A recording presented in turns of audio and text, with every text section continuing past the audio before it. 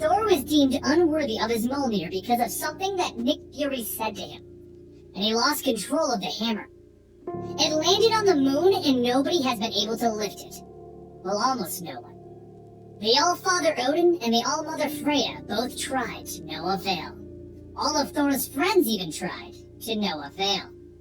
And Thor himself tried for weeks to no avail. One person was able to, though. A new Thor. A female Thor. But she doesn't go by the name Female Thor, or even Thor Rita as Spider-Man tried to call her. She just goes by Thor, and no one knows her identity because it's one of her closely guarded secrets.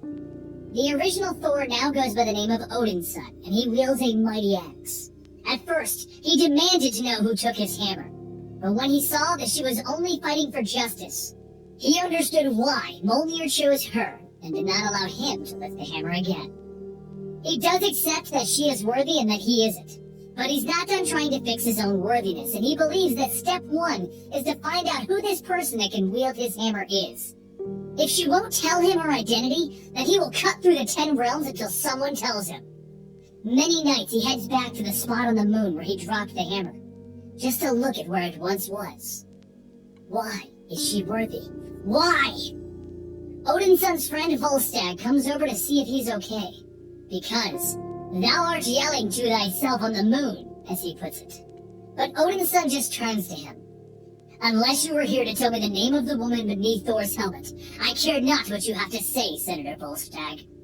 But Volstagg isn't here to discuss the new Thor. He's here to let Odin's son know Jane Foster has collapsed. You see, Jane Foster was diagnosed with breast cancer, and she's been residing on Asgard under their care ever since. She is refusing any magical treatments and insisting on doing this the way that they handle it on Midgard. She is human, and she will suffer as humans do, because magic comes with a price. She doesn't trust it. No matter how much Odin's son begs, she just continues to refuse. So they embrace, and she asks him, "Are you really calling yourself Odin's son? You are so much more than your father's son. When you are well, you can call me whatever you'd like," he says as he holds her closer. "I'm going to remember that, Lord Thunderbritches." As Odin's son walks away, he takes out a list, and he crosses off the name Jane Foster. This is his list of everyone who could possibly be the new Thor. And Jane is just too ill to possibly take up that role. So his next stop is Agent Coulson to demand the answer, who is Thor? But Coulson doesn't know either.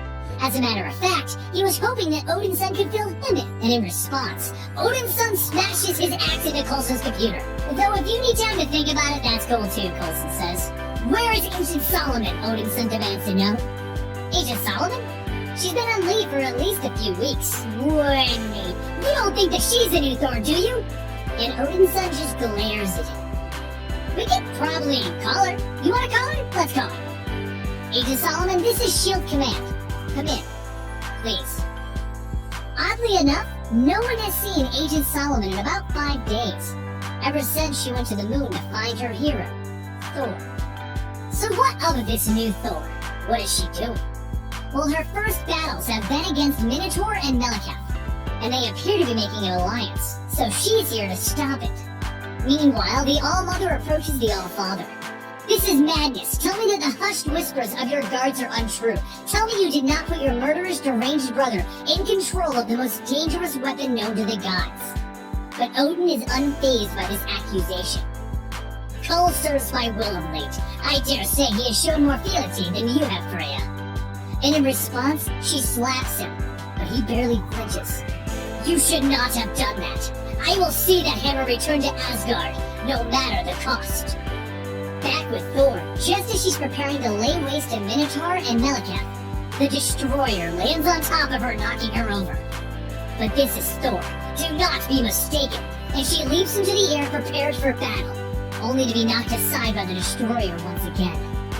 Not to be trifled with, Thor leaps back into battle, and the two of them fall from the Minotaur's floating kingdom. Alas, as Thor hits the ground, she drops Mjolnir. But she looks up to see the Destroyer still pressing forward, now with Mjolnir in his hands. But need I remind you that this is Thor, and she jumps up headbutting the Destroyer. As the battle carries on elsewhere, Odin's son receives a call from his mother as he rides the skies of Midgard. She uses the magics of the Bifrost to teleport to Odin's son and inform him that his father is attempting to kill Thor. She needs his assistance and any others that he can think of. And he replies with, "My axe is yours, mother, and I already hold a list of those that may fight alongside us." And Thor. Back with Thor, she's getting beat by her own hammer, but bloodied and beaten, she gets back up. "That will be the last time that you ever strike me with mine own hammer." And she gets up and begins to call back Mjolnir. The destroyer is not worthy, and he's only able to hold it because it's technically a machine. So Thor uses her control over Mjolnir to launch the destroyer throughout the entire battlefield, bouncing him off every wall and surface there. Then, as the goddess of thunder, she summons the power of lightning down to throw everything at the destroyer. The explosion is massive, and then the hammer returns to Thor, where she gives it a kiss. Good hammer. Problem is, this is the destroyer, one of Thor's greatest enemies and an unstoppable machine. It continues to walk forward, and Thor thinks to herself, "It can't end this way. I will not be a footnote in the history of Thor. I will not be Thor for 5 days and then have died." When suddenly the Bifrost opens and out steps Odin's son, and everyone that he had on his list of potential new Thors. "You will not stand alone this day, Thor. So swears Prince Odinson of Asgard and his mother." The entire group of women that he brought with him leap into the fray, and they begin to beat down the destroyer. And there's a lot of them, too many for the destroyer. All the while, Thor insists that she had this and does not require the help. Eventually, Freya, the All-Mother, leaps onto the destroyer and stabs it right in the face. Cole turns to Odin in the throne room. Your wife just stabbed me in the face, if you were unaware." But the destroyer then takes Freya by the throat and shoots another blast into the air. Odin's son and Thor both leap in to protect Lady Freya, and she looks at the destroyer in the eyes. "Do you see what you have wrought, Lord Husband? Look upon thy mighty works, the legacy of Odin." So Odin turns his head from his viewing orb. "Let it go, Cole." "What?" "Let her go and leave the battlefield. Damn you, woman, for making me the villain." With that, the destroyer takes off and leaves everyone there.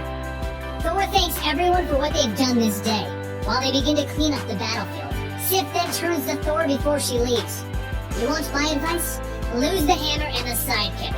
"Sidekick?" Odin's son shouts out questioningly. "Both are bound to bring you naught but trouble."